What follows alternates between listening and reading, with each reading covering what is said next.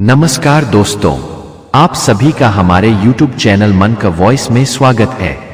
मैं रोज एक शिक्षाप्रद कहानी लेकर आता हूं। चलिए कहानी शुरू करते हैं।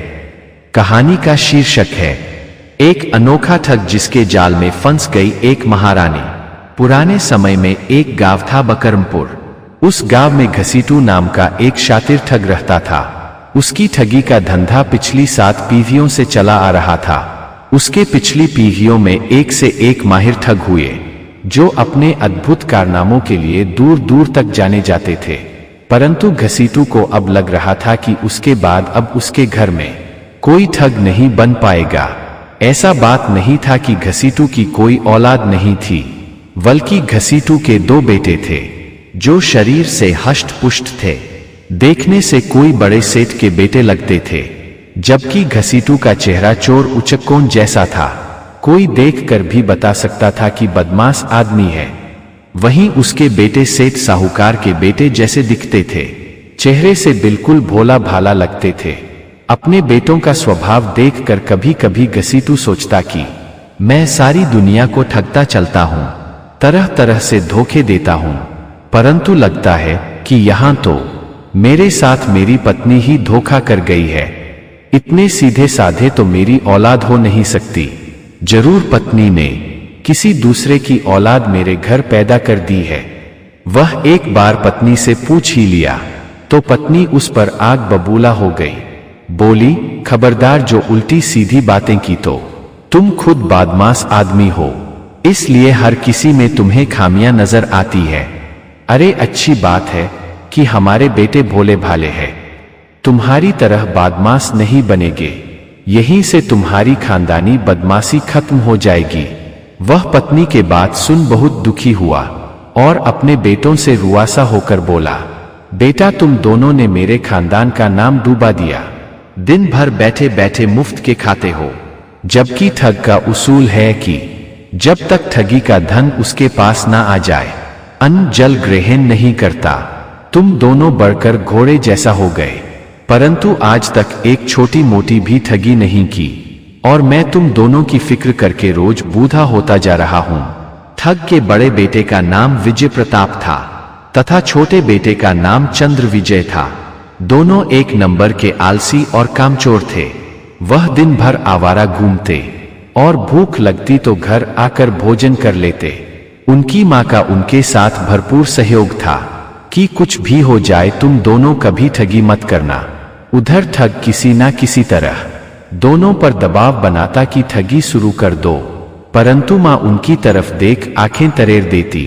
ठग ने एक दिन सोचा कि मैं भी कितना मूर्ख आदमी हूं, पूरी दुनिया पर ठगी की विद्या आजमाता हूं, परंतु अपने बेटों की जब बारी आती है तो भूल जाता हूं। अब मैं अपने बेटों पर ठगी विद्या का गुर आजमाऊंगा और उन्हें हर हाल में ठग बनाऊंगा। वह एक दिन कहीं दूर से अपने घर आया और बीमार बनकर सो रहा। 2 दिन तक कुछ खाया पिया नहीं। वह अपनी पत्नी और बेटों से बोला कि अब मैं नहीं बचने वाला, 2-4 रोज के अंदर ही मर जाऊंगा, परंतु मेरी एक इच्छा है कि मेरे बेटे एक बार ठगी करके मुझे दिखा दे, ताकि चैन से मैं मर सकूं, वरना मरने के बाद भी मेरी आत्मा भटकती रहेगी। ठग के पत्नी को लगा कि उसका पति सचमुच मर जाएगा, तो बेटों से बोली, अपने पिता के लिए तुम दोनों कोई छोटी मोटी ठगी कर ही डालो, परंतु ध्यान रहे ऐसा करने के लिए मैं तुम्हें सिर्फ एक बार अनुमति देती हूं, उसके बाद जिंदगी में कभी ठगी मत करना। बड़ा बेटा विजय प्रताप बोला, चंद्र विजय, तुम पिताजी की देखभाल करते रहना, मैं 2-4 दिन में हाथ की सफाई दिखाकर लौटता हूं। वह पिता से बोला कि पिताजी, मुझे कुछ पैसे और अपना आशीर्वाद दीजिए कि मैं अपने काम में सफल होकर लौटूं।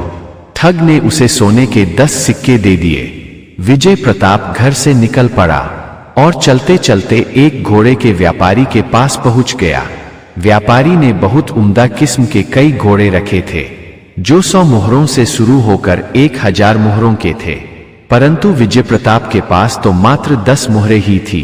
वह व्यापारी से बोला, मेरे पास तो अभी 10 मोहरें हैं, मुझे 10 मुहरों के लायक कोई घोड़ा दिखा दो।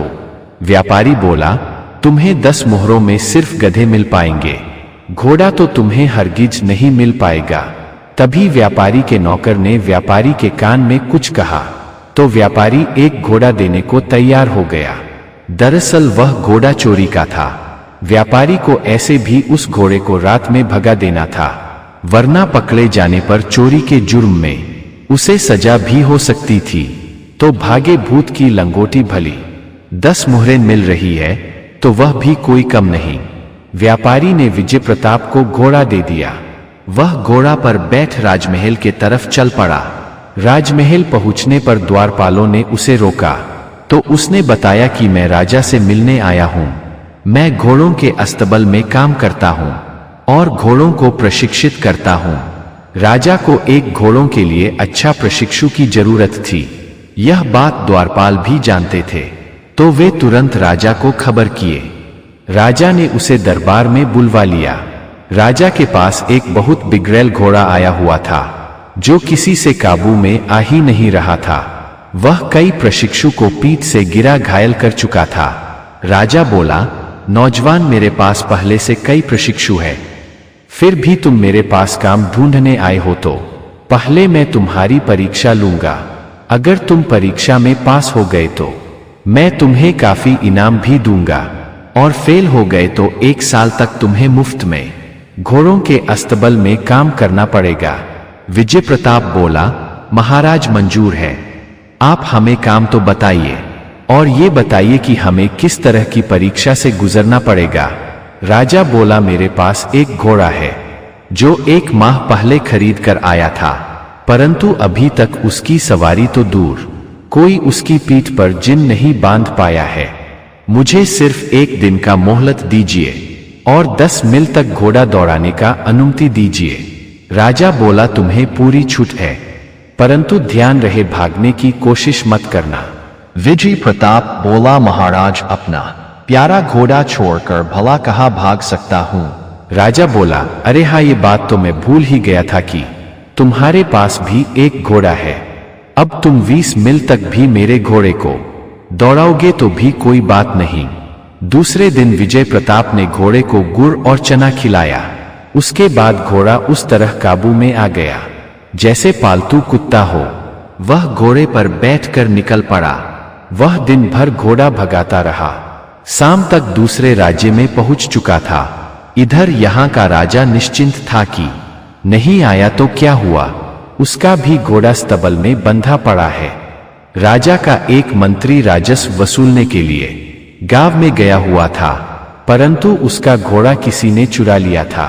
वह राजदरबार में आकर बताया कि मेरा घोड़ा चोरी हो गया है। शंका बस उस युवक के घोड़े को देखा गया तो वह तो मंत्री का घोड़ा था। राजा को समझते देर नहीं लगी कि वह घोड़साज एक शातिर ठग है और मेरे घोड़े को ठग कर चला गया है। वह अपने सैनिकों को आदेश दिया कि उसे पता लगाकर गिरफ्तार करो, परंतु वह अपने राज्य में हो तब तो सैनिक कुछ कर सके। वह तो दूसरे राजा के राजदरबार में पहुंच चुका था। वह उम्दा घोड़ा को लेकर वहां के राजा के पास गया और बोला, महाराज, मैं घोड़ा का व्यापारी हूं और अरबी घोड़ा बेचता हूं। मेरे पास 12 घोड़े थे, 11 को तो पड़ोसी राजाओं ने खरीद लिया, परंतु इसे खरीदने की हिम्मत किसी में नहीं हुई। परंतु पता करने पर पता चला है कि इस वक्त घोड़ों के शौकीन राजाओं में आप जैसा शौकीन राजा इस संसार में दूसरा कोई नहीं है। राजा अपनी प्रशंसा सुन गदगद हो गया और 5000 स्वर्ण मुद्रा में घोड़े को खरीद किया। विजय प्रताप 5000 स्वर्ण मुद्रा लेकर अपने पिता के पास लौट आया और अपने पिता से बोला कि पिताजी, अब आप सुकून से मर सकोगे। अब आपको मरने के बाद चिंता करने की जरूरत नहीं होगी। घसीटू बोला, बेटा, मैं तुम्हारी तरफ से तो निश्चिंत हो जाऊंगा, परंतु छोटे बेटे की चिंता मुझे खाती रहेगी। आखिर छोटा बेटा भी तो अपनी परीक्षा पास कर ले। मां नहीं चाहती थी कि छोटा बेटा कोई गलत काम करे। वह ठगपति से बोली, आपने एक को आजमा ही लिया। वह इतना धन लाया है कि कई साल तक दोनों बैठकर खाएंगे, तब भी धन खत्म नहीं होगा।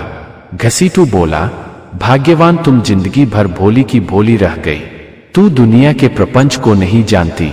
भाई को भाई तभी तक प्यारा रहता है जब तक कि उसका विवाह नहीं हो जाता। विवाह के बाद उसकी पत्नी प्यारी हो जाती है और कोई भी पत्नी यह नहीं चाहती कि उसका पति उसके अलावा किसी और को प्यार से देखे भी। स्त्री भाई से भाई को दुश्मन बना देती है। इसलिए मैं चाहता हूं कि मेरा छोटा पुत्र भी आत्मनिर्भर बने। मेरा आखिरी समय है, क्या तुम मेरे लिए एक छोटा काम भी नहीं करोगी? तब पत्नी ने छोटे बेटे को आदेश दिया कि बेटा, अपने पिता के लिए तुम भी कोई छोटी मोटी ठगी करके ला दो। छोटा बेटा चंद्रविजय भी अपने पिता के लिए ठगी की परीक्षा देने निकल पड़ा। उसे भी जाते वक्त पिता ने 10 सोने की स्वर्ण मुद्रा दी थी। वह बाजार गया और एक स्वर्ण मुद्रा से एक अजीब रंग का बेरंगा आईना खरीद लिया और उसे लेकर राजदरबार पहुंच गया और राजा से बोला कि महाराज, मैं रानी मां के लिए एक अजीब किस्म का आईना लेकर आया हूं। आप सुनेंगे तो मुझ पर खुश हो जाएंगे। मेरा आईना ऐसा है कि इसमें चेहरा देखने वाला कभी बूढ़ा नहीं होता और सबसे बड़ी खूबी है कि आप अपने पूर्वजों को भी देख सकते हो। अपने पिता के असली पुत्र अपने पूर्वजों को देख सकते हैं, परंतु जो अपने पिता से उत्पन्न नहीं हुए होंगे उन्हें तो सिर्फ अपना चेहरा दिखाई पड़ेगा। उसी तरह एक पतिव्रता स्त्री अपने पूर्वजों को देख सकेगी, परंतु जो स्त्री पतिव्रता नहीं है उसे तो अपना चेहरा ही दिखेगा। राजा बोला, हमारी रानी साहिबा एक पतिव्रता स्त्री है। यह बात सारा राजदरबार जानता है, इसलिए रानी साहिबा ही सबसे पहले इस आईने में देखकर बताएंगी कि क्या क्या देखा है, और फिर सदा जवान तो रानी साहिबा को ही रहना है। रानी जानती थी कि वह पतिव्रता स्त्री नहीं है। वह राजा से विवाह से पहले अपने एक नौकर से प्रेम कर बैठी थी और आज भी कई पुत्रों की मां होने के बाद भी उस नौकर को भुला नहीं पाई है। तो मुझे तो मेरे पूर्वज दिखने से रहे, परंतु अगर राजा के सामने कह दिया कि मुझे कुछ नहीं दिखा तो राजा मेरा त्याग कर देगा, मेरे पुत्रों को भी नाजायज औलाद समझने लगेगा। आथ जिस तरह पहले से ही राजा से बहुत सारी झूठ बोलती आई हूं और 2-4 झूठ बोलने में कोई बुराई नहीं है। वह आईने में देखी, उसे अपने चेहरे के सिवा कुछ नहीं दिखा। उसे पहले से ही अनुमान था कि उसे अपना चेहरा ही दिखेगा। वह आईना देखकर बोली, महाराज, मुझे मेरे पूर्वज दिखाई दे रहे हैं। दादी माँ और दादाजी स्वर्ग में आनंद कर रहे हैं। अब राजा की बारी थी। उसे पूरा विश्वास था कि मैं अपने पिता की असली औलाद हूं। वह जब आईने में देखा तो उसे सिर्फ अपना चेहरा दिखा। राजा सोचने लगा, अभी रानी को तो उसे उसके पूर्वज दिख गए, वह पतिव्रता है, परंतु मैं ही अपने पिता की असली संतान नहीं हूं। मेरी मां ने मेरे पिता के साथ धोखा किया है, मुझे दूसरे से पैदा कर दी, परंतु यह बात मैं किसी से कह भी नहीं सकता। अगर कह दिया कि मुझे पूर्वज नहीं दिख रहे तो लोग मुझे नाजायज औलाद समझ राजा मानने से इनकार कर देंगे। मैं पल भर में राजा से भिखारी हो जाऊंगा। अब तो जो होना था हो चुका है, उसे बदला नहीं जा सकता, परंतु झूठ बोलकर अपनी इज्जत और राज सिंहासन दोनों बचाया जा सकता है। राजा ने कहा, वाह बहुत खूब, पिताजी और माताश्री तो स्वर्ग में भी राजा रानी बने हुए हैं। चंद्रविजय बोला, महाराज आप इस आईना को खरीद ही लीजिए। रानी साहिबा इसमें अपना चेहरा देखती रहेंगी और सदा जवान बनी रहेंगी। राजा सोचा, मेरे को तो इस आईने से कोई लाभ नहीं, परंतु रानी जवान बनी रहे मेरे लिए यही बहुत है। वही रानी सोची कि मैं तो आईना देखने बाद भी जवान नहीं रह सकती, परंतु राजा जवान बना रहे मेरे लिए और प्रजा के लिए भी ठीक रहेगा। वह आईना खरीदने के लिए जोर देने लगी। राजा ने पूरे 25,000 में बेरंगा आईना खरीद लिया। चंद्रविजय राजा को ठग कर अपने पिता के पास आया और बोला, पिताजी मैं पूरे 25,000 स्वर्ण मुद्रा ठग कर लाया हूं। घसीटू चारपाई से उछलकर खड़ा हो गया। वह बीमार तो था ही नहीं, नकली बीमार बना था। वह जोर जोर से हंसने लगा। और पत्नी से बोला, देखो मैंने किस प्रकार तुम्हें ठगा। मैं जानता था कि बेटों को तुम ठगी करने नहीं दोगी, परंतु मैंने साबित कर दिया कि तुम भले ही इन्हें रोको, परंतु बेटे तो मेरे हैं। इनके अंदर ठगी का गुण कूट कूट कर भरा है। दोनों ने कमाल करके दिखा दिया, इतना ठग कर ला दिया कि मैं खुद जिंदगी भर में कभी उतना ठगने को सोचा भी नहीं था। पत्नी बोली, बस अब बहुत हो चुका, मेरे बेटे अब ठगी नहीं करेंगे, बल्कि जो धन लाए हैं उसी से कोई व्यापार करेंगे। व्यापार भी ईमानदारी से नहीं चलता, और मेरे बेटे अब जो कुछ भी करेंगे उसमें फेल नहीं होंगे।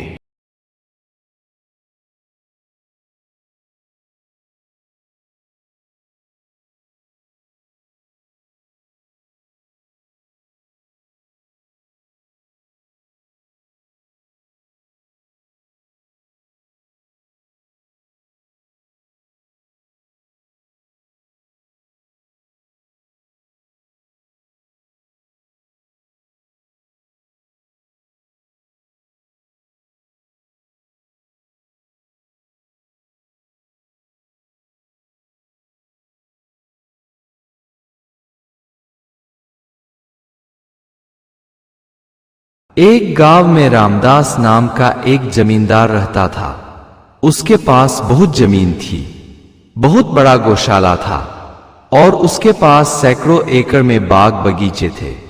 जमींदार सुबह भोर में ही उठ जाता, पहले गौशाला जाता, फिर बाग में जाता, उसके बाद खेत में जाकर मजदूरों को काम में लगा देता।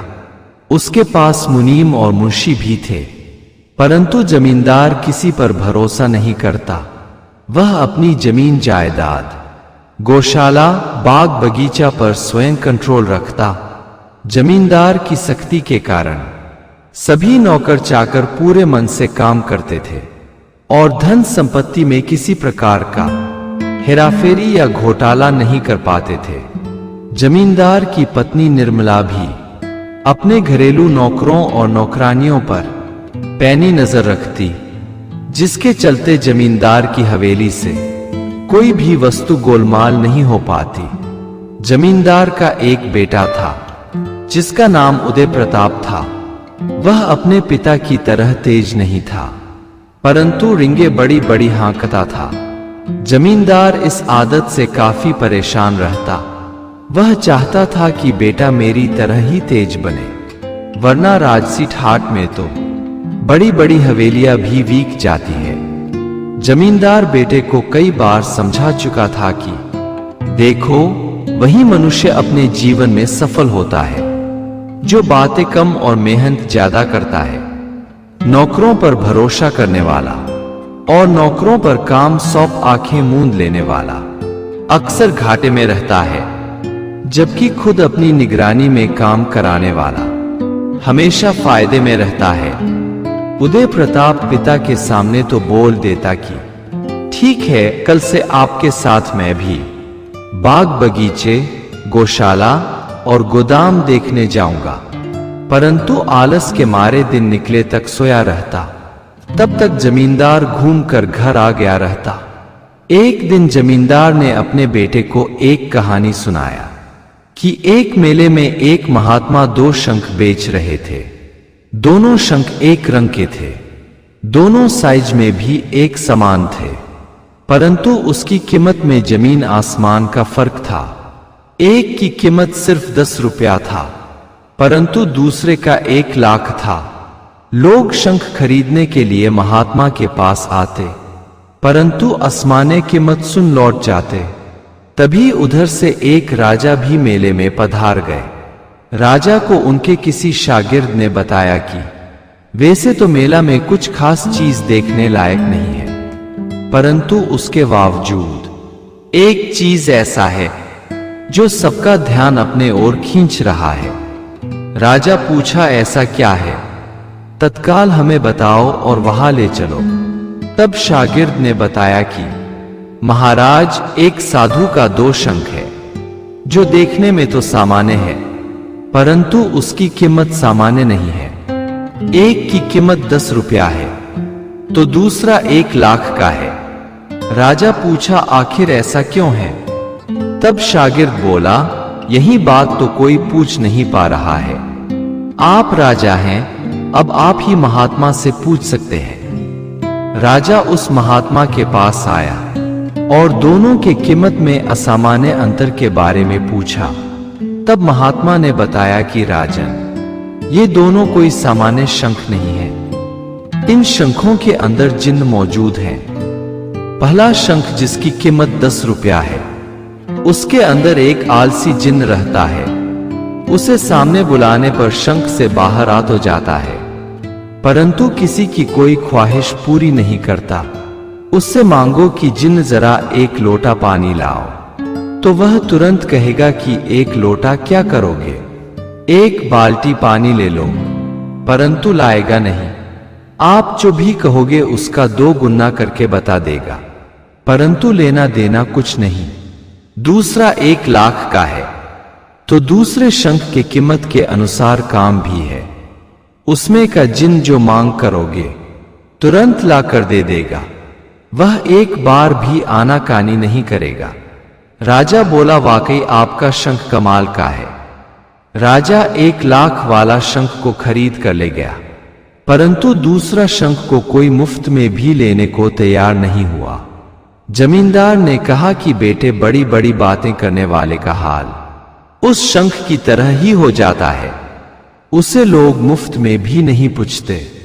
तुम बातें कम और काम पर ध्यान दो।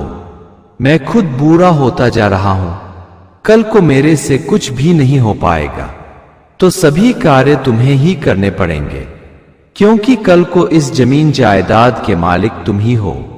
मैं बहुत जल्दी तुम्हारी शादी भी करने वाला हूं। जमींदार ने अपने बेटे उदय प्रताप की शादी कर दी। संयोग से उसकी स्त्री भी उसी की स्वभाव की मिल गई। उसे भी करना धारना कुछ नहीं, सिर्फ बातें बनाना आता था। यह देख तो जमींदार ने माथा ही पीट लिया। जमींदार चिंता में रहने लगा कि मेरे बाद मेरी जमीन जायदाद का क्या होगा, मेरे नालायक बेटे बहू बर्बाद कर देंगे। इसी चिंता में वह बीमार रहने लगा। अब वह खेत पर भी नहीं जाता था, गौशाला जाना तो लगभग भूल गया था, गोदाम पर महीनों से नहीं गया था। बेटे से कहता तो वह आनाकानी कर बात टाल देता। इसी सदमे में जमींदार एक दिन चल बसा। मुंशी मुनीम और नौकरों को तो जैसे आजादी मिल गई। एक दिन मुंशी ने उदय प्रताप से बताया कि खेत की फसल पिछले साल की अपेक्षा आधी हुई है, जिसके चलते लाखों का नुकसान हुआ है। इस साल बाग में फल नहीं लगे, इसलिए बाग से कोई आमदनी नहीं हुई। रखवाले को भी घर से पैसे देने पड़े हैं। गौशाला से भी कोई लाभ नहीं हुआ है। कुल मिलाकर 10 लाख का कर्ज चढ़ गया है। उदय प्रताप को तो जैसे नींद ही खुल गई। वह मां के पास गया और बताया कि मां, इस साल भरी नुकसान हुआ है, 10 लाख कर्ज चढ़ गए हैं। उसकी मां कमला को पता था कि कहीं कोई कमी नहीं हुई है। सब गड़बड़ मुनीम, मुंशी और नौकरों ने किया है, और यह सब उदय प्रताप के लापरवाही से हुई है। वह 1 साल में 1 बार भी घर से बाहर नहीं निकला है। उस वक्त उनके घर उनके गुरु पधारे थे। निर्मला ने यह बात गुरु को बताई कि उदय प्रताप के गलतियों से भारी नुकसान हो रहा है। आप कोई उपाय करो कि उदय प्रताप सुधार जाए और अपना कारोबार देखने लगे। उधर उदय प्रताप भी अपने गुरु से बोला कि महाराज, कोई उपाय बताइए कि मैं बहुत बड़े कर्ज से उबर सकूं। तब गुरु ने बताया कि तुम कर्ज से मुक्ति तो पा जाओगे, परंतु तुमसे वो काम हो नहीं पाएगा। उदय प्रताप बोला, ऐसा क्या काम है जो मैं नहीं कर पाऊंगा? तब गुरुजी ने बताया कि बेटा, रोज रात के पिछले पहर में एक मुर्गा तुम्हारे बाग में आता है और एक सोने का अंडा देता है। तुम्हारे पिता उसी अंडे से इतना अमीर हुए थे, परंतु तुमने वो अंडा पाने का प्रयत्न ही नहीं किया। इसीलिए रोज कर्ज में डूबते जा रहे हो। उदय प्रताप ने कहा कि गुरुजी, पिताजी ने तो कभी अंडे का जिक्र ही नहीं किया था। गुरुजी बोले, ये सब गोपनीय बातें हैं, किसी को नहीं बताया जाता। मैं तुम्हें बता रहा हूं, फिर तुम किसी से मत बता देना। उदय प्रताप बोला, ठीक है महाराज, किसी से नहीं बताऊंगा और उस अंडे को पाने का कल से ही प्रयत्न करूंगा। उदय प्रताप भोर में उठा और बाग के लिए निकला। रास्ते में देखा कि गौशाला में नौकर दूध की चोरी कर बाल्टी का दूध अपनी पत्नी को दे रहा है और गौशाला के सभी नौकर यही कर रहे हैं।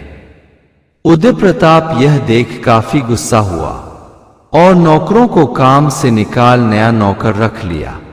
दूसरे दिन भोर में उदय प्रताप निकला तो पहले गोदाम में गया। वहां मुनीम और मुंशी चोरी छुपे अनाज बेच रहे थे। उदय प्रताप ने उन्हें रंगों हाथ पकड़ लिया तो तुरंत उन लोगों को काम से छुट्टी कर दी। वह नया मुंशी और मुनीम रख लिया।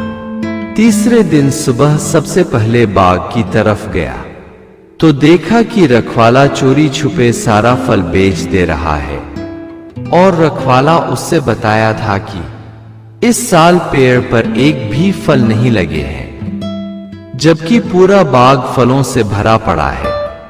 उसने रखवाले को बिना देर किए वहां से निकाल दिया और नया रखवाला रख लिया।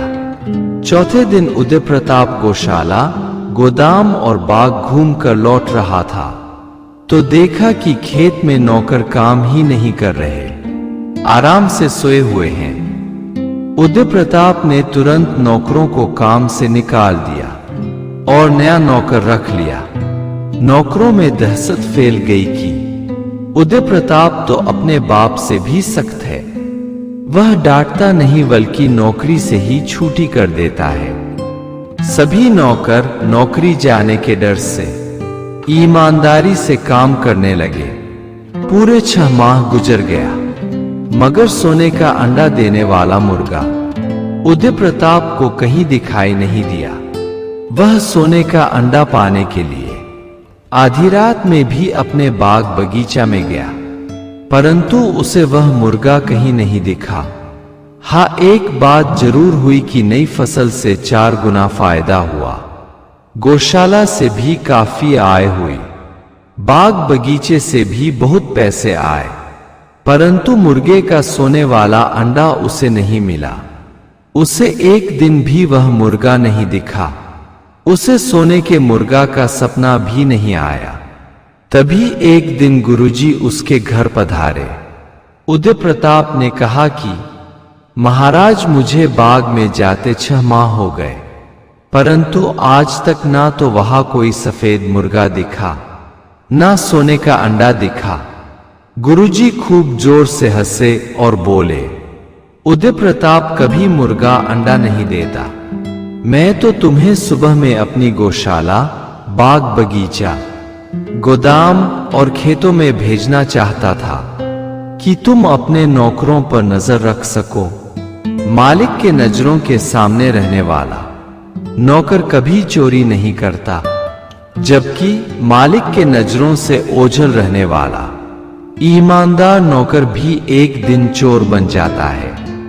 इसलिए हमेशा मालिक को अपने नौकरों पर ध्यान देने चाहिए, तभी नौकर और मालिक के संबंध भी ईमानदारी से चलते हैं। तुमने 6 माह ध्यान देकर अपनी आमदनी ही नहीं बढ़ाया, अपने कर्जे से भी मुक्ति पा ली। यही बात तो तुम्हें तुम्हारे पिता समझाना चाहते थे, परंतु सीधी तरह तुम समझ ना सके। उदय प्रताप को अब समझ आ चुका था कि काश पिता के रहते अपनी आदतें सुधार लिया होता तो वो भी अपने आंखों से देख लिए होते कि बेटा सुधर गया है। अगर आपको हमारी कहानी अच्छी लगी हो तो हमारे चैनल को सब्सक्राइब करें, लाइक करें और कमेंट बॉक्स में राधे राधे जरूर लिखें। आपसे पुनः मिलते हैं एक नई वीडियो के साथ। तब तक के लिए आपको और आपके पूरे परिवार को राधे राधे।